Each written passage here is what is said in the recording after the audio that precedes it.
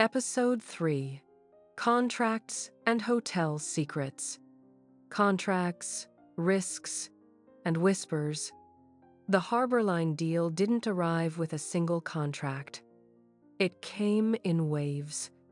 First, there were discussion drafts, then conceptual frameworks, then non-binding term sheets, which Mark said were absolutely binding in every way that mattered. The papers spread across Richard's desk, like a slowly rising tide. Each new version looked almost the same as the last. Same logos, same headings until you looked closely and saw the tiny edits.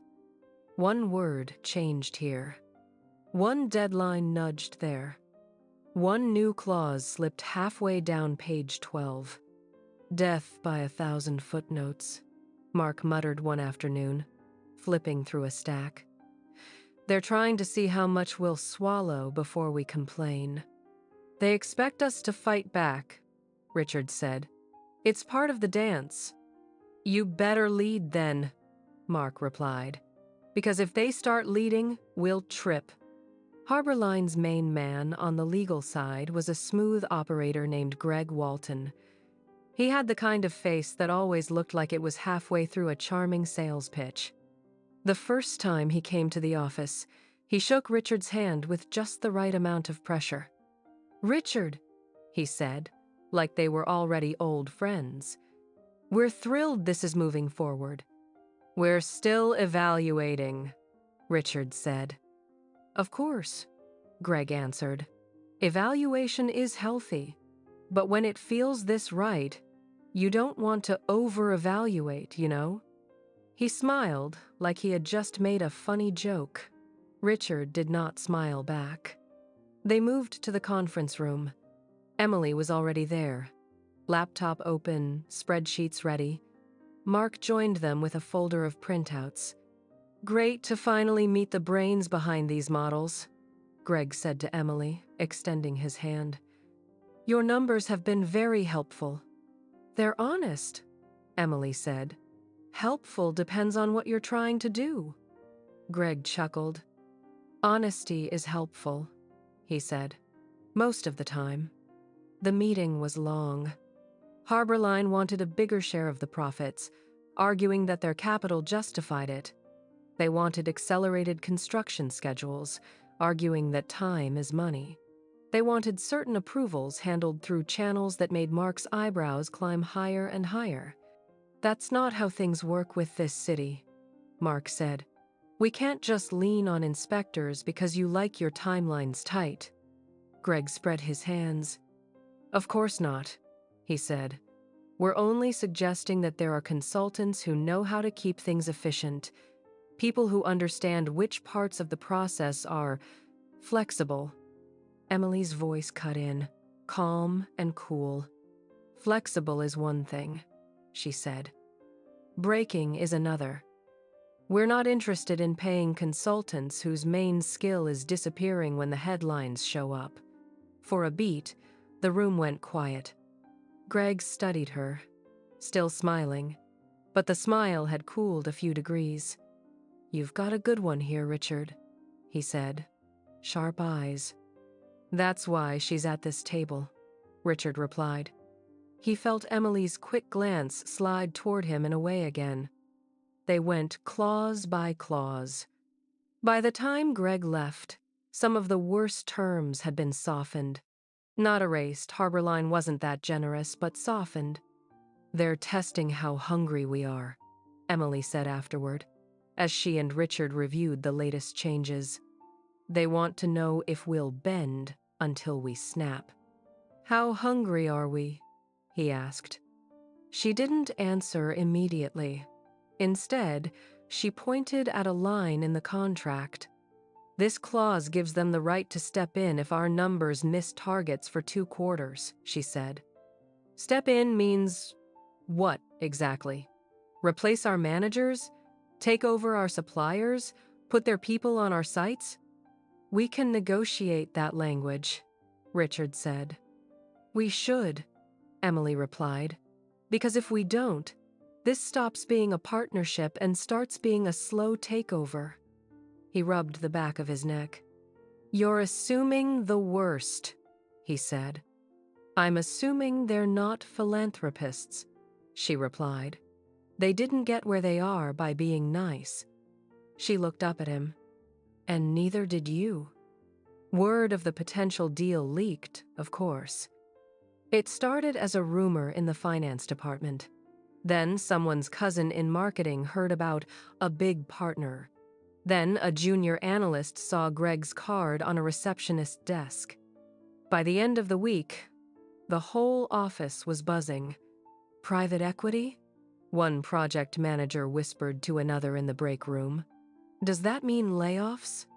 "Or raises," someone else said. "Depends which side of the table you're on." "Harborline?" a site coordinator asked Mark in the elevator. "Aren't they the ones who turned that old factory in Riverside into luxury condos?" "And into a zoning nightmare," Mark muttered. "Don't believe the brochure." The name traveled beyond the office, too. A reporter from a local business site sent Richard a quick request for comment. A city council member texted him a short, loaded question. "Harborline? You sure about that, Richard?" He didn't answer right away. Later that night, he typed back.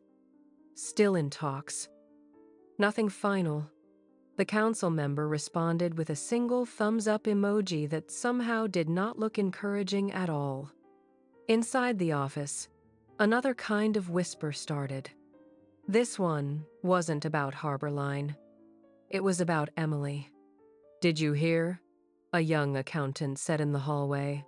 "Emily got bumped to associate director already. She's been here, 5 minutes?" "She's brilliant," one of the analysts replied. "You've seen her reports." "Sure," the accountant said. "I've also seen the way the boss looks at her." The other analyst shushed him as Richard walked by, but he had already heard. He kept his face neutral, eyes straight ahead, but the words stuck like burrs. In the break room, 2 assistants whispered over coffee. "She's in every big meeting now," one said. "With Mark, with the CEO, with those Harborline people." "Maybe she's just that good," the other said. "Maybe," the first replied. "Or maybe she's good at other things, too." They laughed. A sharp little sound. Emily walked in right then. The laughter faded. "Morning," she said, heading for the coffee machine. They muttered greetings and hurried out, leaving their half-finished drinks behind. Emily watched them go, then poured herself coffee, her jaw a little tighter than usual. That afternoon, she went to Richard's office with a stack of reports. He could tell something was different before she said a word. Her movements were precise, but there was a controlled heat in her eyes. "Is this about the Harborline revisions?" he asked, taking the papers. "Partly," she said, "and partly not." He gestured to the chair. "Sit," he said. "What's going on?" She sat, ankles crossed, posture straight. "People are talking," she said. "People always talk," Richard replied. "About everything." "This time they're talking about me," Emily said. "And you. And why I'm in these meetings." He exhaled. "What did you expect?" he asked quietly. "We both knew there would be gossip when I promoted you." "I expected them to question my qualifications," she said. "I did not expect them to assume I'm sleeping my way up." Her words landed like a slap, even though they weren't aimed at him. He opened his mouth, closed it, tried again. "Are they saying that directly?" he asked. "They're saying it in whispers," Emily replied. "In jokes, in the way they look at me when I walk into a room with you. And normally I don't care what jealous people say behind my back." Her voice lowered. "But this is different," she said, "because this time they're not entirely wrong." The truth sat between them, heavy and dangerous. "We made a choice," Richard said. "Both of us." "Yes," Emily answered. "And I don't regret it. But I won't let that choice erase the fact that I'm good at my job. I earned my seat at this table. I won't have my work reduced to a punchline about the boss's midlife crisis." He flinched at the phrase. "What do you want me to do?" he asked. "Back me," she said simply. "In public. Make it clear that I'm here because of what I bring to the company. Use my work. Point to it. Don't hide me in the back when things get messy, then pull me forward when you need my numbers." "That's what I've been doing," he said. "You've been doing it halfway," she replied. "You want me close enough to help you with Harborline, but far enough that no one suspects how close we actually are. That doesn't work." He leaned back, feeling the chair push against his shoulders. "Emily, I'm not asking you to announce our situation," she said.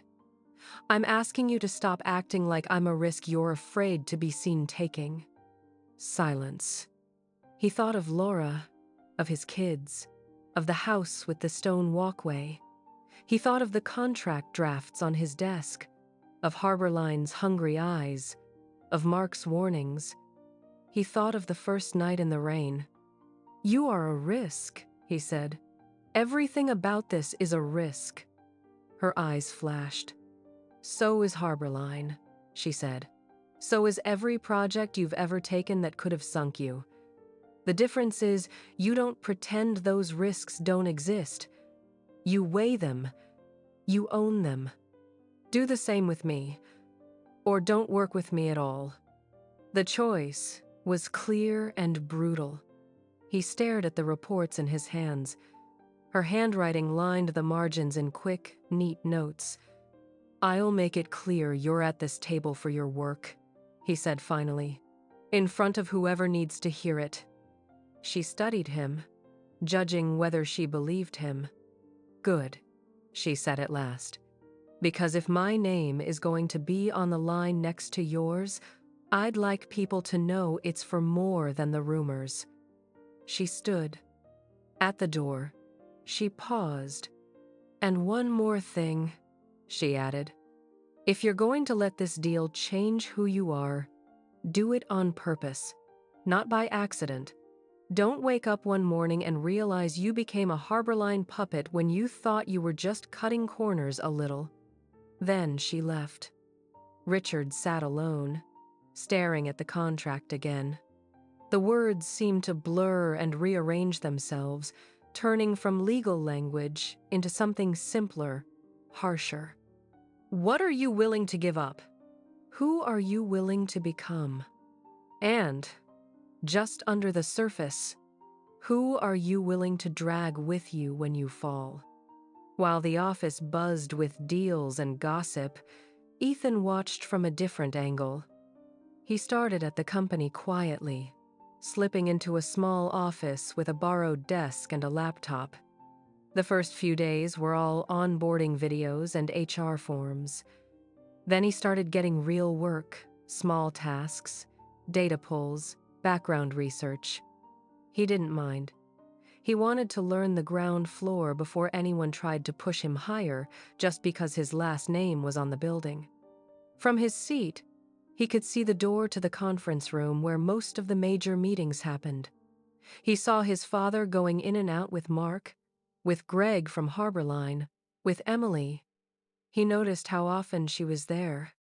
One afternoon, he was at the copy machine when two senior analysts walked by. "Harborline's going to squeeze us," one said. "I can feel it." "Yeah, but if the returns hit even half those projections, the board will call it genius," the other replied. "And have you seen the new associate director? If she's the one helping run the numbers, I'd listen to her." "You mean the boss's new favorite?" the first snorted. "I've seen the way he looks at her." Ethan's hands stilled on the stack of paper. He didn't turn.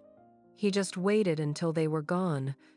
then went back to his desk with his mind humming. That night, at home, he watched his parents more closely. Dad, quieter than usual. Mom, smiling too much at nothing.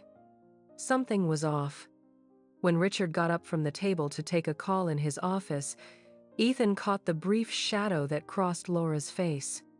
"Everything okay?" he asked her softly. She looked at him and gave a small, practiced smile. "Of course," she said. "Just grown-up stuff." He remembered Chloe saying the same words a few nights earlier after another argument. He didn't push. Not yet. But for the first time, Ethan started to wonder if the biggest risk his father was taking wasn't just printed on contract paper with Harborline's logo. Maybe the real risk was happening in the spaces between signed lines and whispered rumors, in the quiet hallways, in the way a woman in a sharp suit walked beside his father, and the way his mother looked at the closed door of his office as if it were something she could no longer open. Contracts could be renegotiated. Deals could be restructured. Families were harder. And as Harborline and Emily and the city itself pulled at Richard from all sides, the whispers began to sound less like office gossip and more like the first faint warnings of a story that was about to break wide open. The first out-of-town trip with Harborline was to Chicago. Officially, it was for strategy sessions and relationship building. Unofficially, it was a test. How far Thompson Development was willing to bend and how far Harborline was willing to trust. Richard flew in on a cold Thursday morning.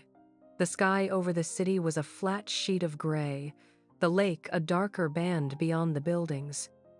The hotel Harborline booked for them was all polished marble, tall ceilings, and lighting that made everyone look a little more expensive. He checked into his room on the 22nd floor.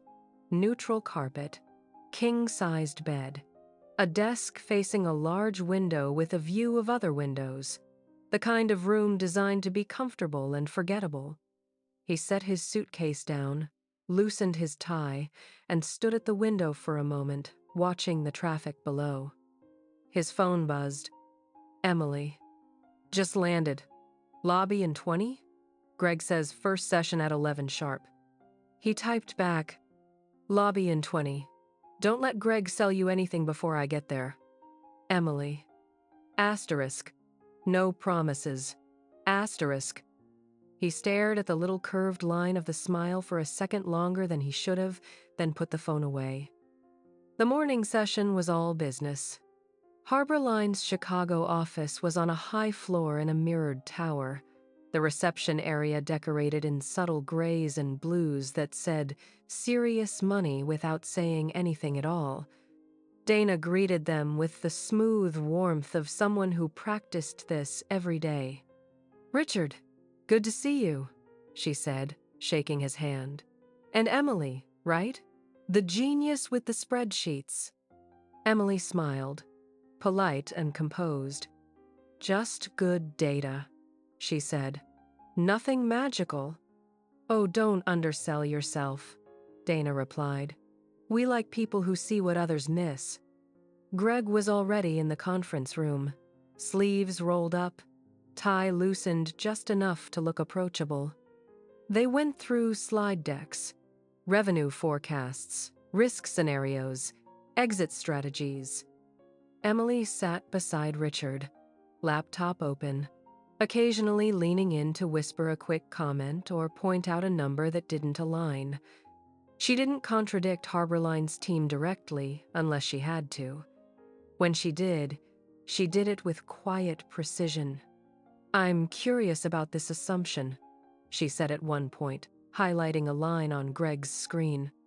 "You're counting on a 10% increase in pre-sales compared to your last project in this region. But the demographic trends don't support that, unless you're planning a marketing push you haven't mentioned yet." Greg blinked, then smiled. You really do read every line, don't you? He said. That's what you're paying us for, Emily replied. Dana glanced at Richard. She's a keeper, she said softly. I know, he answered. The day stretched into a blur of graphs and negotiations. They broke for a late lunch, then dove back into term alignment. It sounded harmless. It wasn't. By the time they wrapped up, the sun had gone and the city outside the tall windows was a grid of white and red lights. We made good progress today, Dana said, standing with her hands on the back of a chair. Let's pick this up tomorrow at 9. Tomorrow? Richard said. I thought we were done after today. One more round, Greg replied. Fine-tuning. These things are delicate. We don't want to rush the last 10%. Richard nodded. He was tired in the way that had nothing to do with sleep. Let us buy you dinner, Dana added. There's a place on the river we like. Best steak in the city. I appreciate it, Richard said. But I need a quiet night. Catch up on a few things. Rain check? Dana studied him for a second, then smiled. Next time, she said. Emily? Emily glanced at Richard, then back at Dana. I have some notes I'd like to clean up before tomorrow, she said. I'll pass tonight too if that's okay. Greg held up his hands. Look at you two, he said. All work, no fun. That's why the numbers look good, Emily said lightly. They said their goodbyes and took the elevator back down to the lobby. Outside, the air was sharp and cold. The hotel was only a few blocks away, but they took a cab. Neither spoke much on the short ride. The day's discussions seemed to hang between them like invisible charts. At the hotel entrance, Richard paid the driver. They stepped into the warm lobby, the air smelling faintly of citrus and polished stone. Drinks? Emily asked, nodding toward the hotel bar. We should go over tomorrow's points before they do. It was a reasonable suggestion. It was also exactly the kind of suggestion that had gotten him into trouble before. Yes, he said anyway. One drink. The bar was dim and quiet, full of low voices and clinking glass. They took a small table near a corner, the soft light from a nearby lamp drawing a circle around them. Emily opened her laptop, but after a few minutes, it sat untouched as their conversation slid away from contracts and toward the space behind them. How do you think it went today? Richard asked, nursing his drink. Better for them than they think, Emily said. Worse for us than you're willing to admit. He raised an eyebrow. Explain, he said. They're getting a chance to attach their name to a respected local developer, she said. That helps them with the city, with investors, with PR. You're getting a chance to tap into a big capital pool, but at the cost of opening your structure to them. That's the trade, he said. Everyone gives something. The question is, how much and how quietly, Emily replied. Right now, their concessions are mostly cosmetic. Ours are structural. He frowned. You think I should walk? He asked. No, she said. I think you should push harder tomorrow. Make them prove they want you, not just any local logo. She took a sip of her drink, then added, and I think you should stop underestimating your own leverage. This city knows your name. Harborline doesn't have that. Not here. And if we push, and they walk away, he said, then they weren't worth it, she replied. Better to find that out now than when they're halfway inside your operations. He studied her face. You talk like someone who's seen deals go wrong before, he said. I watched my mother sign a lease she didn't understand when I was 14, Emily said quietly. Landlord raised the rent by 40% a year later. We spent the next 12 months one step away from being on the street. That was my first contract lesson. Never forget who wrote it. Richard looked down at his glass. You think I'm forgetting? He asked. I think you're tired, she said. Tired people sign things they shouldn't. She leaned in slightly. That's why I'm here, she added, to make sure you don't miss the fine print, or the large print. Her knee brushed his under the table. Maybe by accident, maybe not. He didn't move his leg. They finished their drinks. The laptop stayed closed. When they stepped into the elevator together, the air felt heavier. Good session, Emily said, looking up at the numbers above the doors. Lots of useful data. Very productive, he said. Their reflections stood side by side in the mirrored wall. A man in his 50s with tired eyes and expensive clothes. A woman in her late 20s with sharp lines and steady focus. The elevator stopped at the 15th floor. 2 strangers got out. The doors closed again. Your floor? She asked. 22, he said. 20th for me, she replied. Silence. The numbers ticked upward. 18, 19, 20. The doors opened. She didn't move. You should get off, he said, voice low. I know, she said. She stepped forward. The movement brought her close to him, close enough that he could smell the faint scent of her perfume under the hotel's air. She turned sideways to squeeze by him, didn't. Her hand brushed his. It would have been so easy to step back, to say goodnight, to let the doors close between them. He didn't. When she looked up at him, everything that had been unspoken all day rushed in. The late-night texts, the quiet strategy sessions, the way she had defended him in front of Harborline and pushed him in private. This wasn't like the first night in the rain. That had been impulsive, charged with novelty and alcohol. This felt slower, heavier, like the next step in something that had already begun long ago. Richard, she said softly. He wasn't sure who moved first. He just knew that one moment they were standing a polite distance apart, and the next her mouth was on his, and his hand was in her hair, and the elevator was chiming a polite alarm because the doors had been blocked too long. He reached out blindly and hit the button for the 22nd floor. The doors closed again. The hallway outside his room was quiet, the carpet swallowing the sound of their steps. He fumbled with his keycard, hands not as steady as he would have liked. The light turned green. The door clicked open. Inside, the room looked exactly as it had an hour before. Same bed, same desk, same neutral art. But he was not the same man who had set his suitcase down. The door closed behind them with a soft thud.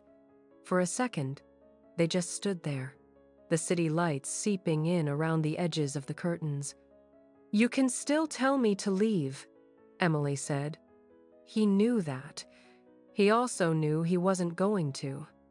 You should leave, he said anyway. She smiled, small and almost sad. You don't want me to, she said. That matters more. What happened next was not rushed. There were no ripped buttons, no frantic movements. It was slower than that. A series of choices. His fingers on the buttons of her blouse, her hands on his jacket. The soft weight of his ring pressing against her skin, a reminder and a warning. The lights dimmed. The city outside went on with its own business. When they finally tangled in the bed, it wasn't just about the physical. It was about the strange relief of being fully seen by someone who didn't know him as a husband, or a father, or a symbol. It was escape. It was a mistake. It was both. Later, lying in the warm tangle of sheets, he stared at the dark ceiling. Emily was on her side, tracing idle shapes on his chest with one fingertip. "Off the record," she said quietly. "What scares you most about this deal?" He almost said the bed, the hotel room, the line already crossed. Instead, he answered the question she had actually asked. "Losing control," he said. "Letting someone inside the company who thinks in terms of spreadsheets instead of people. Waking up one day and realizing they're calling the shots and I'm the one smiling at a ribbon-cutting ceremony while they make the real decisions in another room. That's very specific," she said. "I've seen it happen," he replied. "To who?" she asked. "A guy I knew early on," Richard said. "He took money from a fund like Harborline to keep his company afloat.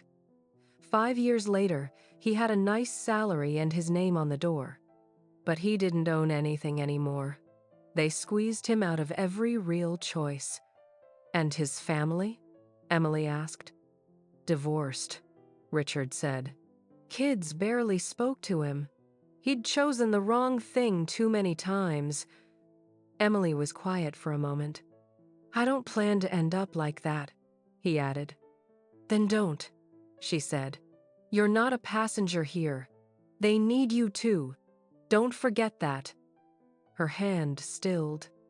"You're too used to being the one who needs everyone else," she said. "You built this company from nothing. Scarcity is in your blood. But you're not the underdog anymore, Richard. If you act like you are, Harborline will treat you that way." He turned his head to look at her. "Why are you telling me this?" he asked. "Because my future is tied to yours now," she said simply. "If you become a puppet, I become a prop. I have no interest in being either." Her honesty was a strange comfort. "Is that all this is for you?" he asked. "Access? Leverage?" She met his gaze. "It started as ambition," she said. "It still is, partly. I won't lie about that. But I'm here, in this bed, because I chose to be, not because it gets me a better office."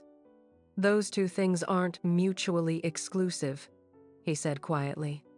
"No," she replied. "They're not." Her hand slid to his shoulder. "Do you regret this?" she asked. "Which part?" he said. "Any of it," she said. He thought of Laura, sitting at home in a quiet house in a different city, maybe scrolling past a photo of him and Dana on some business blog. He thought of Ethan starting at the company. Of Chloe's question, "Is Dad cheating on you?" He answered the way he had answered many hard questions in his life. "I don't have time to regret it yet," he said. "I'm still in the middle of it." Emily held his gaze for a second, then nodded. "Fair enough," she said. "Just make sure that when you do have time, you're not looking at a pile of ashes and wondering which match was the one that mattered." He woke once in the middle of the night to find her sitting at the small desk. The light of her laptop screen blew on her face. "What are you doing?" he asked, voice rough. "Writing down everything I remember from today," she said. "Notes, numbers, impressions." "Now?" he said. "While it's fresh," she replied. "Memory lies. Paper doesn't." She typed for a few minutes more, then closed the laptop and slipped back into bed. He didn't see her tuck a small USB drive into the inside pocket of her blazer hanging on the chair. Insurance. Just in case. Not against him. Not yet. Against being erased. If things went wrong. Back home, Laura slept badly that night. She had seen the flight confirmation email earlier in the week when Richard asked her to print something for the accountant. The subject line mentioned Chicago. The calendar appointment on his phone had read, "Chicago, Harborline. Strategy with Emily. She had tried to ignore the twist in her stomach when she saw their names together. Now, lying in the big bed alone, she stared at the ceiling, listening to the soft whir of the heater. She picked up her phone and opened their last text thread. Laura, flight, okay? Landed. Long day tomorrow. Love you. Short. Efficient. Nothing wrong with it. She typed, don't forget to eat something that's not room service fries. Then deleted it. She typed, miss you. Deleted that too. In the end, she turned off the phone and rolled onto her side, forcing herself to sleep. In Chicago, in a high room overlooking a cold city, her husband was awake, making decisions he wasn't telling her about. Some of them were about contracts. Some of them were not. Chicago wasn't the last trip. There was a 3-day visit to Dallas for a zoning conference where Harborline had a quiet suite set up for side meetings. There was a quick overnight in Denver to walk a site with similar parameters. Each time, the pattern repeated. Long days of numbers and negotiations. Evenings that began in hotel bars with glowing screens and contract talk, and ended behind closed doors with the kind of closeness that left no trace on paper but carved deep marks in the people involved. In public, Emily and Richard were careful. No lingering touches in hallways. No inside jokes in meetings. No emails that couldn't be explained as work. In private, they weren't careful at all. Still, secrets have a way of leaking, even when no one means them to. On the Denver trip, a junior lawyer from Harborline, sent to drop off revised documents, knocked on Richard's door late one night and found it opening from the inside with Emily in the doorway, hair slightly mussed, blazer off. Her expression didn't flicker. Wrong room, she said coolly, taking the envelope from his hand before he could say a word. Mr. Thompson is busy. I'll make sure he gets this. The lawyer stammered something and backed away. He said nothing to his bosses. But a few days later, Greg made a small joke in a meeting about working late with our favorite analyst, and the look he gave Richard held a hint of something that wasn't quite friendly. It wasn't much. A drop. Enough to start a rumor in a different building. Back at Thompson Development, Ethan watched the travel schedules from his corner of the office. He noticed that every strategy trip his father took, Emily's calendar blocked out the same days. He noticed the way their names appeared together in internal memos. He noticed his mother's eyes when his father mentioned another overnight stay. He didn't know anything for sure, but he knew enough to understand that whatever was happening with Harborline and the company, something more complicated was happening around it. In a quiet folder on his work computer, he started keeping copies of certain internal summaries, not to use them, not yet, just to have them. It was a habit that ran in the family, even if he didn't know it. In her own way, miles away, Emily was doing something similar, saving versions of contracts, notes from meetings, side comments that might matter later. The deals they were making were written in legal language. The secrets they were stacking up, night after night, were written somewhere else entirely. For now, the hotel rooms were private. The whispers were soft. The contracts were still in draft. But pressure was building. On paper, in bedrooms, in boardrooms, in the quiet spaces where people tell themselves one more compromise won't matter. The story was no longer just about a man who made a mistake on a rainy night. It was about how far that mistake could travel, carried on signatures, spreadsheets, and the silence of people who thought they were in control of something that had already started to slip beyond them.